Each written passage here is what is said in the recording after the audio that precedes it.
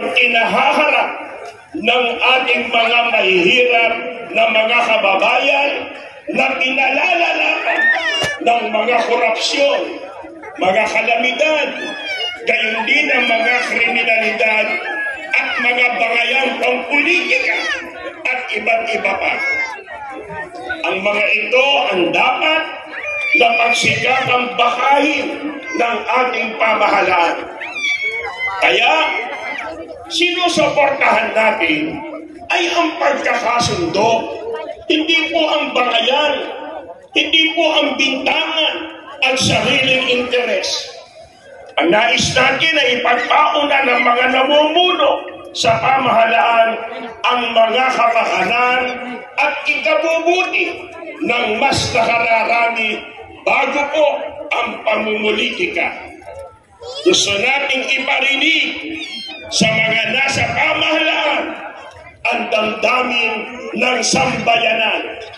Gising kami, inihintay namin ang paglilingkod ninyo sa kapakanan naming mga simpleng Pilipino, hindi ang pagsusulong ng mga bagay na hindi naman makagagaan sa buhay ng mga kababayan po natin. Mamaya ay higit pang lilinawin ng mga kasama po natin magsasalita ang nagkakaisang layunin natin, kaya tayo po ay payapang nagkakatipon-tipon ngayon. Mga kapatid, mga kababayan na naririto, mabuhay ang bansang Pilipinas!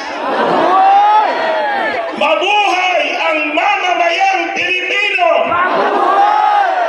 Ang susunod pong magsasalita ay ang kapatid na Marvin S. Galditos. Maraming salamat po sa inyong lahat.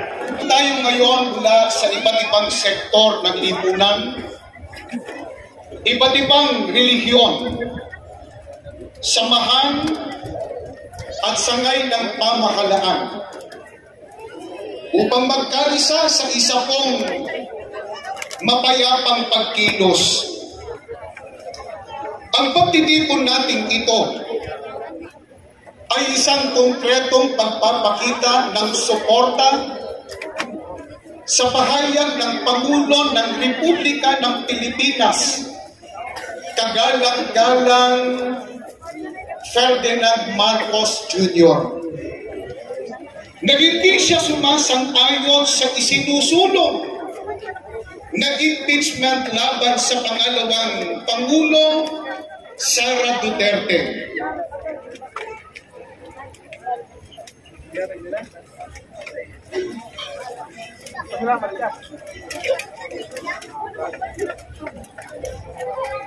This is not important.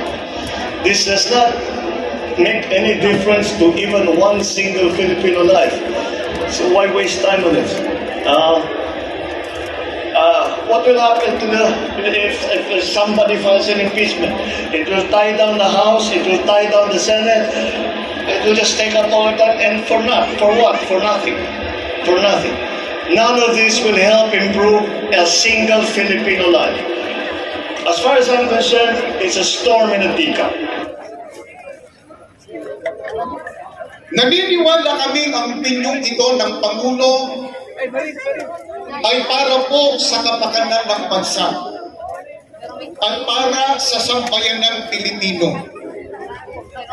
Ang ganitong posisyon ay hindi lamang nagpapakita ng malasakit, kundi ng malinaw na pag-unawa sa mga tunay na pangangailangan ng ating bayan.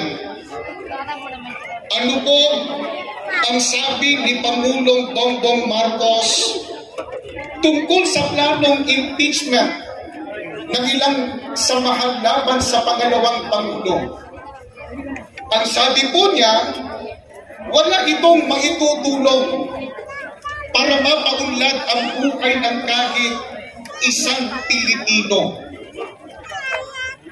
Tama po ang sinabing ito ng Pangulo, mga kababayan. Maraming mas mahalagang bagay ang dapat pagtuunan ng pansin.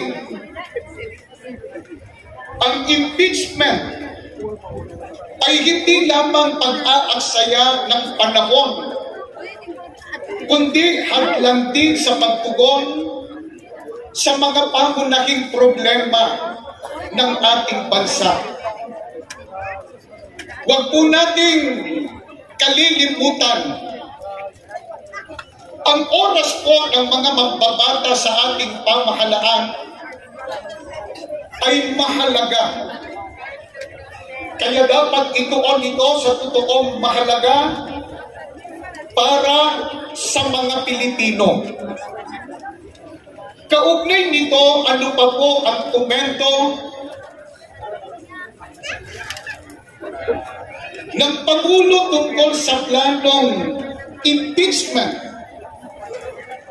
Sinabi pa ng Pangulo na ang impeachment ay isang storm in a teacup o isang labis na pag-aalala o pagtatalo tungkol sa isang maliit o di naman gaanong mahalagang bagay. At sang-ayon po tayo dito, mga kababayan. Ang pagsusulong ng impeachment ay mag-aaksaya lamang ng oras ng Kongreso at Senado. Sa halip na gamitin ang kanilang mahahalagang oras para po sa mga makabuluhang usapin tulad ng edukasyon, infrastruktura, serbisyong pangkalusugan, ang mga mambabatas ay magtutuon sa isang bagay na hindi naman totoong makatutulong sa buhay ng karaniwang Pilipino.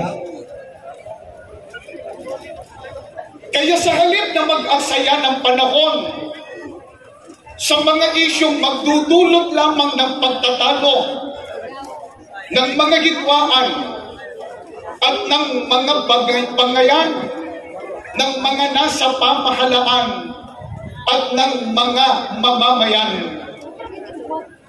hindi po ba dapat ituon ng ating mga pinuno ang pansin sa mga suliraning kailangang tugunan agad? Mga kababayan,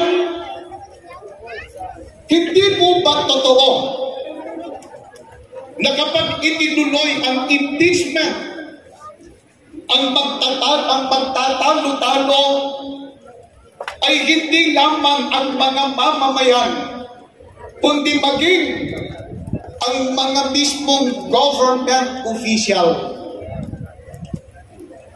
Iyan po ang ayaw ng maraming Pilipino.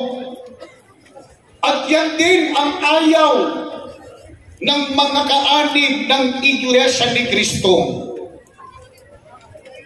Kaya mahalagang alalahanin po natin ang sinasabi sa Filipos 2:3-4 sa magandang balita Biblia na huwag kayong gumawa ng anumang dahil sa pansariling layunin o pagyayabang.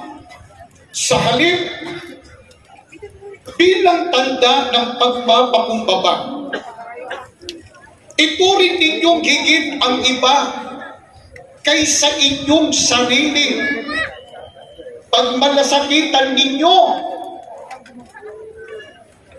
ang kapakanan ng iba at hindi lamang ang sa inyong sarili. Ang mga talatang ito ay isang paalaala